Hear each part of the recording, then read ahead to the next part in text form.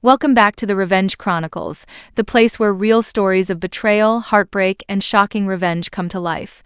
If you're new here, hit that subscribe button and turn on notifications, because you don't want to miss what happens next in today's story. Now, listen closely, because what I'm about to tell you is something I never imagined could happen in my own family. I still remember the day my family looked me in the eyes and told me I was no longer one of them. That if I chose to marry him, I should forget their name, their money, and their love. They said I was throwing my life away for a man with nothing. But the thing is, he was everything to me. And now, years later, when I see them fighting over my success, begging for a seat at the table they once kicked me away from, I can't help but wonder, was I wrong for letting karma handle them instead of forgiving them? Would you have done the same? Back then, I was 24, naive, hopeful, and freshly out of college. My family came from old money. My dad owned several construction companies across 3 states, and my mom, well, she ran the family's image. Everything was about status with them. The cars we drove, the clothes we wore, the circles we mingled in. I was the youngest daughter, the sweet one, the one who always followed the rules. Until I met Ethan. Ethan wasn't from our world. He was a mechanic who worked at a small auto shop downtown, covered in grease, always smelling faintly of oil and metal. The first time I met him, my car had broken down in the rain. He was polite, quiet, and had these steady blue eyes that looked right into your soul. He didn't flirt, didn't act like he was doing me a favor. He just fixed my car and wished me a good day. I don't know why, but something about him stuck in my head. I went back a few days later with coffee for him, under the excuse of just wanting to thank him again. That coffee turned into conversations, and those conversations turned into something deeper. Ethan was unlike anyone I'd ever known. He was honest, painfully so. He didn't play games, didn't care about my family name, and never tried to impress me. When we started dating, he'd take me to diners instead of expensive restaurants. We'd watch the stars from the hood of his old truck. I felt more alive with him than I ever did in any luxury event my family dragged me to. For once, I wasn't the rich daughter of David and Linda Walker. I was just me, Anna. But my parents hated him from the start. My mother would roll her eyes whenever I mentioned his name. A mechanic, Anna? Really? You could have any man from a good family, and you choose someone who probably rents his tools. My dad didn't even pretend to hide his disgust. He told me Ethan was using me, that poor men only marry rich women for one reason, money. The more they criticized him, the more I defended him. It became a battle every day. Dinners filled with arguments, silent treatments, threats to cut me off. But I didn't care. I was in love. When Ethan proposed to me 2 years later, I said yes without hesitation.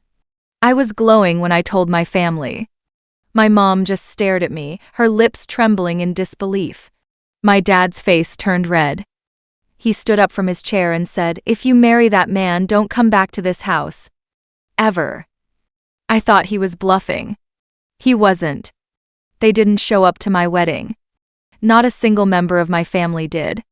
I walked down the aisle in a small church, wearing a borrowed dress, with just a few friends and Ethan's family watching. It hurt, oh God, it hurt so much. Every part of me wanted to look over my shoulder and see my dad there. But he wasn't. And that's when I realized my family didn't love me. They loved the image of me that they could control. Life after marriage wasn't easy. Ethan and I moved into a small apartment above his garage. The first few months were rough. Bills piled up, and I had to sell a few of my old designer things just to help with rent. But we were happy. Ethan worked long hours, and I took up freelancing to make ends meet. Some nights, we'd eat ramen noodles and laugh about how we'd feast like kings one day. He'd always smile and say, "We'll make it, Anna. Just give me time." And he was right. Slowly, things started to change. Ethan had an idea, a design for an energy-efficient engine system he'd been working on for years. I encouraged him to take a risk. We scraped together every penny we had and invested it in his prototype. For months, he worked in that garage until he perfected it. When a small startup offered to buy his design, we thought it was a dream come true. But instead of selling it, Ethan decided to build his own company around it. It was terrifying. Risky. But I stood by him. Years went by. The company grew. One deal led to another. Investors started calling. Then came the day I realized we weren't struggling anymore. We had a real business, employees, offices, and clients across the country. I still remember the first time Ethan and I bought a house together. Nothing too extravagant, but it was ours. And when he handed me the keys, he said, "We did this, Anna. Together." I wish I could say I forgot about my family. But every holiday, every birthday, I felt that hole. I'd see photos of my siblings on social media. Fancy parties, vacations in Italy, my parents smiling with their grandkids, kids I'd never met. I wanted to reach out, but pride held me back. They had made it clear I was dead to them. So I stayed silent. Then, one night, everything changed. It was about 8 years into our marriage. Ethan had just landed a massive government contract. We were officially millionaires. Our company had made more in a year than my dad's did in 5. The media even picked up our story. Local mechanic and his wife build multi-million-dollar green tech empire. My face was on a magazine cover, smiling next to the man my parents once called a mistake. 2 days after that article came out, I got a call. It was my sister, Claire. I hadn't heard her voice in almost a decade. She said, "Mom wants to see you." Just like that. No apology. No emotion. Just a command. My first instinct was anger. How dare they? But curiosity got the better of me. So I agreed. Walking back into that mansion felt surreal. Everything looked the same: polished floors, grand staircase, that faint scent of lavender my mom always used. My parents were sitting in the living room, both older, both quieter. My mom started crying the moment she saw me. My dad stood there stiffly, pretending to hold his ground, but I saw it, that flicker of guilt. They apologized, sort of. My mom said, "We didn't know he'd turn out successful." My dad added, "We just wanted the best for you." And that's when I realized they weren't sorry for disowning me. They were sorry they were wrong. But I played along. I smiled, listened, even hugged them. 'Cause sometimes the best revenge isn't screaming or proving them wrong, it's letting them sit in their own regret while you stay calm. Over the next few weeks, they tried to reconnect. They invited Ethan and me to dinner, talked about family reunions, and even hinted that I should invest in my dad's struggling business. That was the moment I knew karma had come full circle. My father, the man who once said I'd be nothing without his money, now wanted mine. So that's the situation I was in, and I had to make a choice. Before I tell you what happened next, I want you to pause for a second and think, if you were me, would you forgive them? Would you let them back in after everything they did? Tell me what you'd do in the comments before you hear the rest. Because what I did next, well, it shocked everyone. The next time my family invited us over, Ethan and I arrived in one of our new company cars, a sleek black electric model designed by his team. My dad's eyes widened the moment he saw it. Dinner went fine, small talk and fake laughter, until my father casually mentioned his business problems again. "If only I had investors like you too," he said, sipping his wine. "We could bring the Walker legacy back."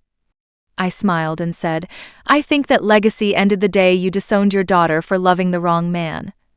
The room went dead silent. My mom dropped her fork. Claire looked down. And I just sat there, calm and unshaken. "You taught me that money mattered more than love," I continued. "So now, I'm teaching you what happens when love builds more than money ever could." I stood up, thanked them for dinner, and left. I didn't yell. I didn't gloat. I just walked out, hand in hand with the man they once called worthless. A few months later, I heard my father had to sell part of his company. They reached out a few times after that, invitations, birthdays, guilt-ridden letters. But I never replied. My peace was worth more than their approval. Years have passed since then. Ethan and I live in a house by the ocean now, far from the noise of the city. We still work hard, but it's different now, it's on our terms. Sometimes I'll get an email from my sister, updates about the family. I read them, smile, and move on. Because forgiveness doesn't always mean reconciliation. Sometimes it just means letting go. Looking back, I don't regret a single thing. If my parents hadn't disowned me, I might never have found my strength. I might have stayed sheltered, afraid of struggle, never realizing what real love and partnership could build. Ethan and I built our empire brick by brick, with nothing but belief in each other. And now, every time I walk into our company's headquarters and see our names on the wall, E&A Technologies, I know we earned it. So no, I don't feel bad for what happened. They taught me the price of conditional love, and I showed them the value of unconditional faith. If you've ever been rejected, disowned, or underestimated, remember this: success is the quietest revenge. You don't have to scream, fight, or prove anything. Just build your peace, your happiness, your own version of enough. And one day, those who doubted you will have to watch from a distance. Like this video if you were on my side. Subscribe for more real stories like this, about love, loss, and karma finding its way home. And tell me in the comments, would you have forgiven them or walked away like I did? I'll see you all in the next story.